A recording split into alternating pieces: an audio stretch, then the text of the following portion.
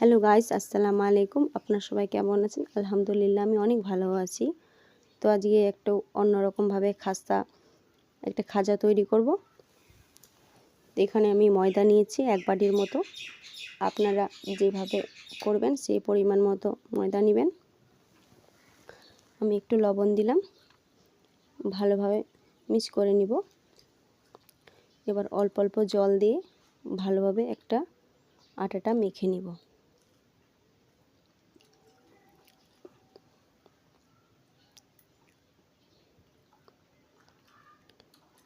আটাটা ভালোভাবে আমি মেখে নিয়েছি। এবার আধ ঘন্টার জন্য রেখে দেব সাইডে। এবার একটা বাটিতে আমি 2 চামচের মতো কর্নফ্লাওয়ার নিলাম।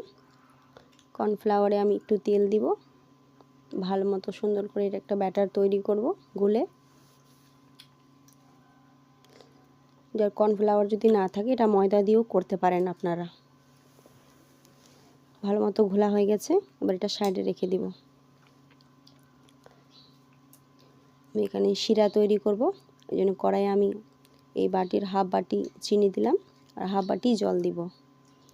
আপনি যতটা চিনি দিবেন ততটাই জল ব্যবহার করবেন, তাহলে একটা সুন্দর শিরা তৈরি হবে। একটু কেশর দিলাম।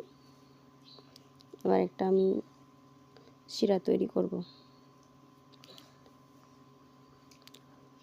শিরাটা খুব ঘন হবে না, খুব পাতলাও হবে না, মানে শিরাটা ভালোভাবে ঘন হয়ে গেছে এবং হয়েও গেছে। আমি এটা সাইডে রেখে দেব।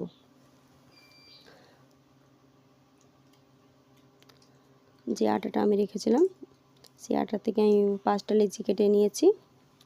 আর ওর মধ্যে একটা নিয়ে আমি একটু চেপে একটু ময়দা লাগিয়ে একটা রুটির মতো বেলে নিব।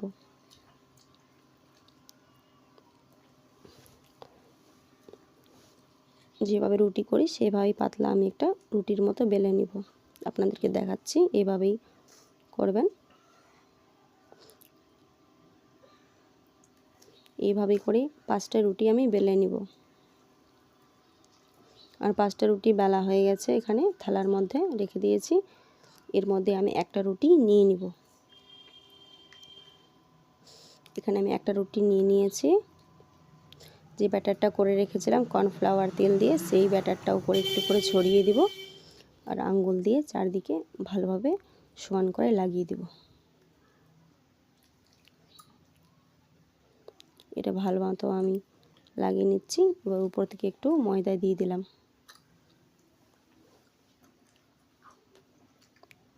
এর উপরে আমি আরেকটা রুটি দিয়ে দিব।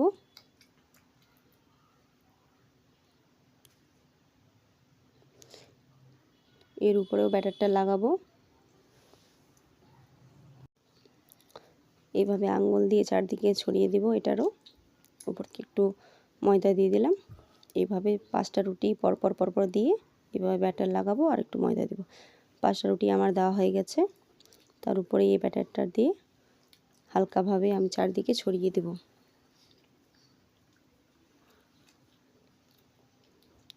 এবার চাকুটা নিয়ে লম্বালম্বি করে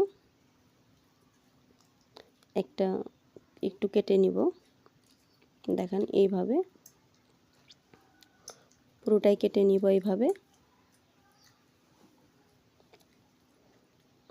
এবার একটু এই সাইড থেকে নিয়ে এটা গোল গোল করে ঘুরিয়ে পুরোটা উঠিয়ে নিব। দেখেন কত সুন্দর লাগছে এবং সব লেয়ারগুলো বোঝা যাচ্ছে। এইভাবে সবগুলো উঠিয়ে নিয়েছি। তার মধ্যে একটা নিলাম, একটু হাত দিয়ে চেপে দিব আর চেপে হালকা বেলনা দিয়ে একটু বেলে নিব। জোরে বেলতে হবে না, হালকা হাতে একটু চেপে বেলে নিতে হবে। এইভাবে আমার সবগুলো বেলা হয়ে গেছে। সবগুলো আমি হালকা হাতে বেলে নিয়েছি। এবার কড়াইয়ে আমি একটা নিব। কড়াইয়ে আমার তেল গরম করতে দিয়েছি। তেলটা হালকা গরম করে নিয়েছি।